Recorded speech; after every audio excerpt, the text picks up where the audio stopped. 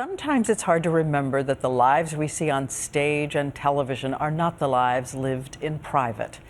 In this week where there has been so much talk of same-sex marriage at the Supreme Court, and on this weekend when the Christian religion focuses on renewal, our person of the week is Marie Osmond, who is telling us all lessons about living life we have not heard before. She was always endlessly sunny, impossibly cheerful.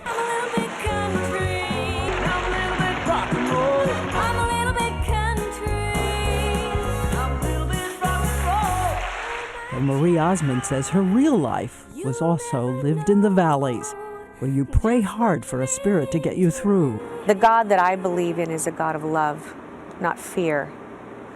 I don't tell my children, if you're not good, you're going to hell.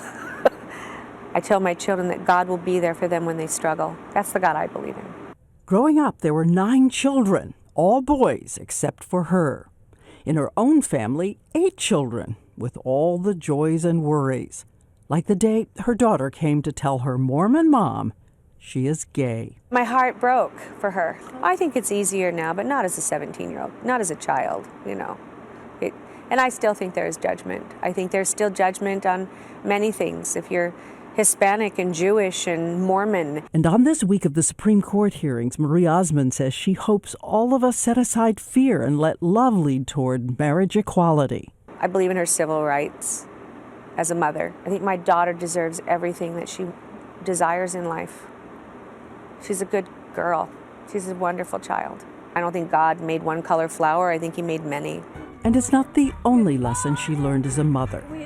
She was 48 when we saw her on Dancing with the Stars, not knowing life was preparing to hand her a shattering blow.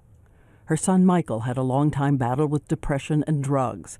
One night, she says she followed her intuition and went to find him. Everybody was like, no, he's fine. I knew he wasn't. This particular night, I found him wandering in a park, and he was not going to live very long. We rushed him down to emergency room, and it was horrible. That night, he survived, but later, he did not. She writes in her book how the coroner's office called to give her the news of his suicide.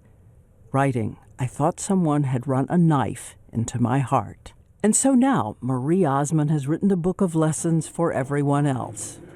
How to walk on stage smiling, while in private you take the hard times and let them become a path to more life. Well, bad things happen, and you can either medicate it or you can learn from it. Move on from it. Learn from it. Say, I made a mistake. I've made many mistakes, but it's only a mistake if you stay there. And so we choose Marie Osmond, whose book is called The Key is Love, Lessons from Her Mother about strength, self-respect, and joy.